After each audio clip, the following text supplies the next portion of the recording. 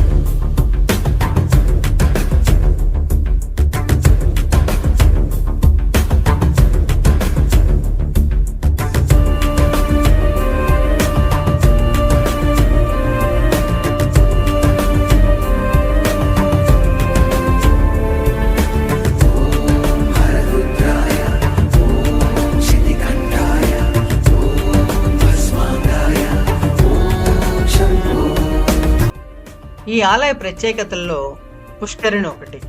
భక్తులు పుష్కరిణిలో పవిత్ర స్నానం ఆచరించిన తర్వాత ఆలయంలో దర్శించుకుంటారు. ఇక ఆలయ చరిత్ర గురించి చెప్పాలి అంటే అగస్త్య మహర్షి ఈ ప్రాంతంలో శ్రీ వెంకటేశ్వర స్వామికి ఒక ఆలయాన్ని నిర్మించాలని అనుకున్నారు. అయితే తయారు చేసిన విగ్రహం యొక్క కాలి గోరు విరిగిపోవడంతో అగస్త్య మహర్షి ఈ విగ్రహాన్ని ప్రతిష్ఠించలేకపోయారు. దీనికి చింతించిన మహర్షి శివుడి కోసం తపస్సు చేశారు.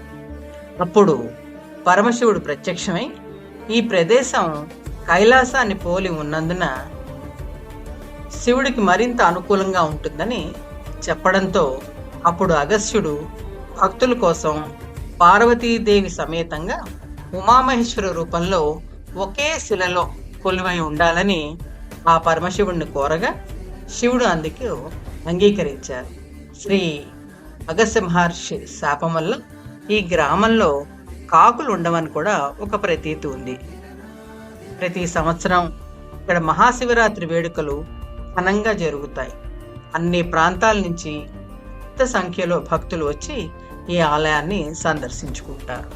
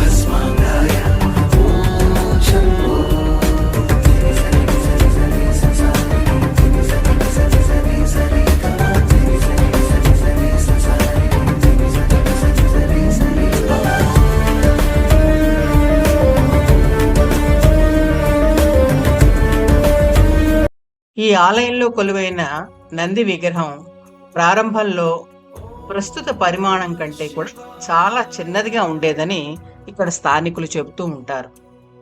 ఈ ఆలయం ముందున్న నంది విగ్రహం ప్రతి 20 సంవత్సరాలకి 1 అంగుళం పెరుగుతోందని పురావస్తు శాఖ వారు ధృవీకరించారు. కలియుగం అంతమయ్యే నాటికి యాగంటి బసవన్న లేచి రంకె వేస్తుందని శ్రీ పోతులూరి వీరబ్రహ్మేంద్ర స్వామి వారు కాలజ్ఞానంలో వర్ణించారు.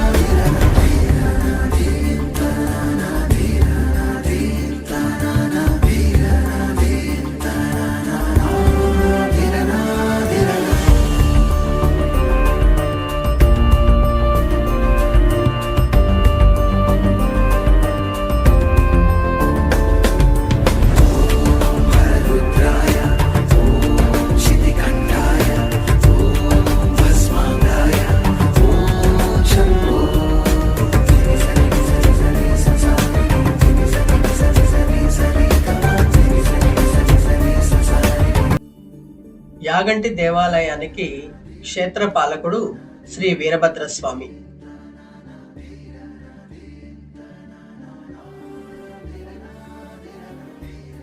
శ్రీ వీరభద్రస్వామిని దర్శనం చేసుకుని దేవాలయం వెనక వైపుగా వెళితే శ్రీ మార్కండేయ లింగేశ్వర స్వామివారి దర్శనం కూడా చేసుకోవచ్చు.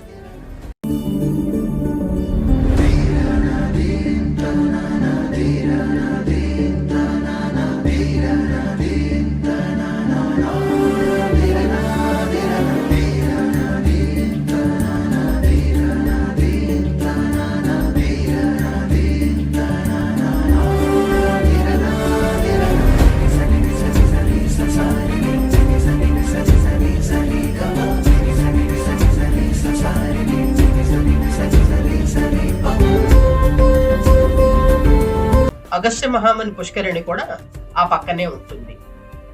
ఇది ఆలయ ప్రాంగణంలో ఉన్న ఒక చిన్న నీటి కొలను. ఈ నీటి కొలను అడుగు భాగం నుంచి నంది నోటు ద్వారా ఈ పుష్కరిణిలోకి నీరు ప్రవహిస్తుంది. కొండల నుంచి ఈ నీరంతా వస్తుంది.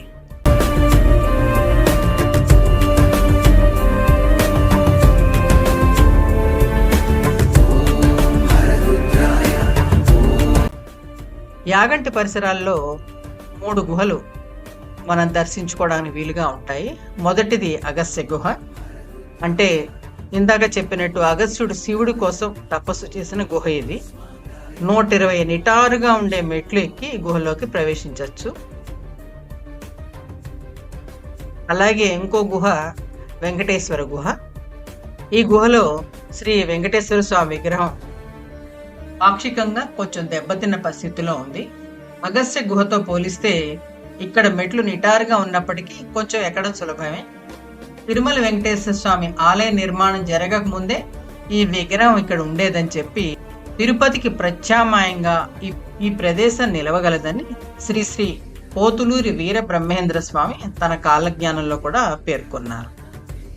ఇంకో గుహ వీరబ్రహ్మం గారి గుహ. యోగి శ్రీ మధ్విరాట్ పోతులూరి వీరబ్రహ్మేంద్ర స్వామి తన కాలజ్ఞానంలోని కొంత భాగాన్ని రచించిన గుహ ఇది.